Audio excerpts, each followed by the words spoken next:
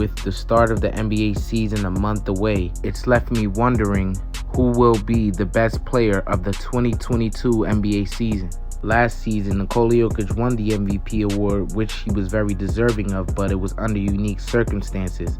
Joel Embiid, for the majority of last season, was the front runner for the MVP, but injuries got in the way of that. And Steph Curry was also having an amazing season. He managed to sneak in the top 5 of the MVP race, and he led the league in points, single-handedly carrying, at the time, the offensively challenged Golden State Warriors. And Luka. Prior to the start of last season, he was the favorite to win the MVP award, but his team wasn't as successful as many spectators thought they would be. His team finished the season as the 5th seed in the Western Conference, and he averaged a 27-point near triple-double for the season. And according to NBA.com, for the second consecutive season, Luka Doncic will open as the favorite to win the MVP award. But with Luka not having any real legitimate help on his team, it's hard for me to not see this story play out the way it did last season, with him not even finishing as one of the 5 finalists for the MVP award because of the success of his team, or lack thereof. And the reason why Stephen Curry finished 3rd in voting amongst the MVP finalists is simply because his team was not expected to do very well. His team was expected to be at the bottom of the Western Conference when it was all said and done,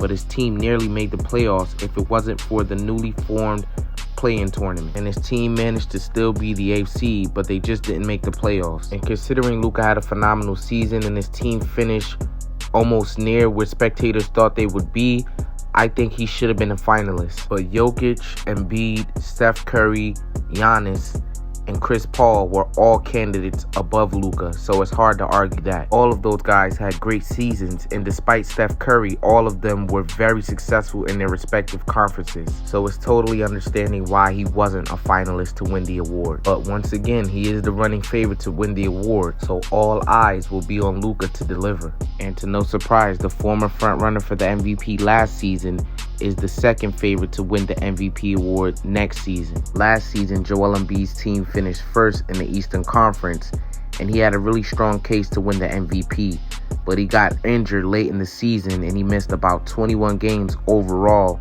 throughout last season. So ultimately, that was the deciding factor on why voters chose Nikola Jokic to be the MVP, who didn't miss any games. And that's taking nothing away from Joel Embiid, who averaged 28.5 points, 10.6 rebounds on 51% shooting from the field and 37% shooting from 3. With stats like that and his team being the 1st seed, this man was overqualified to win the award, but I guess he just didn't play enough games. With next season fast approaching, there are many issues going on in Philly as of now, with Joel Embiid's co-star Ben Simmons, who wants out of Philly and is looking to be traded.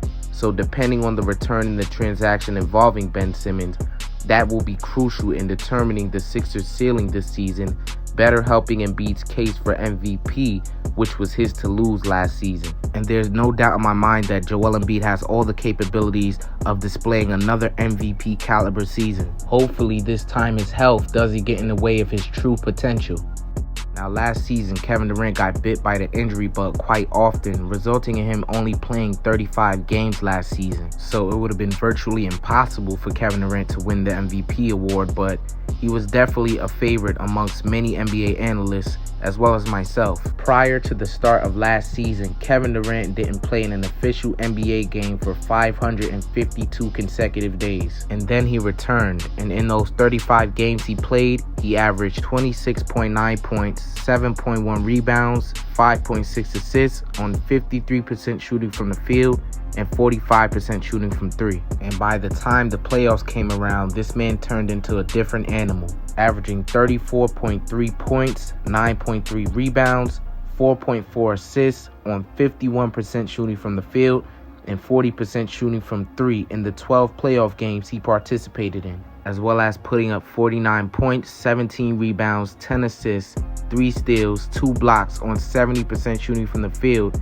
and a Game 5 performance against the Bucks. That stat line instantly became one of the greatest player performances in NBA history. So following this, I can understand why Kevin Durant would be the third favorite to win the MVP award. There's a very good chance that his team can finish as the first seed in the Eastern Conference. And when healthy, we all know what Kevin Durant is about. Kevin Durant right now is at the peak of his powers, and I wouldn't doubt him winning the MVP next season. Now, it is expected for Giannis to be a favorite to win the MVP award every single season, especially after winning his first NBA title at 26 years old. He is the reigning defending NBA champion and Finals MVP. And according to the odds, he is the fourth favorite to win the MVP award. Giannis last season averaged 28.1 points, 11 rebounds, 5.9 assists on 56% shooting from the field, and he finished fourth behind Steph Curry in MVP voting. Giannis at 26 already has 2 MVPs, an NBA championship, and a Finals MVP, accolades that far greater players haven't reached at the age that he did it. And for the past 3 seasons, Giannis and the Bucks have been consistent when it comes to being one of or the best team in the Eastern Conference, which is definitely something to look at and something that is to be expected. And coming off the great championship run that Giannis just had, expectations are not going to get any smaller for this guy. They're only going to grow. He's kicking down the door of greatness, and with that comes people looking at you with the magnifying glass and looking at you in a high regard and expecting nothing but success. But I really want to congratulate Giannis on winning his first NBA title. It was truly a great championship run to watch.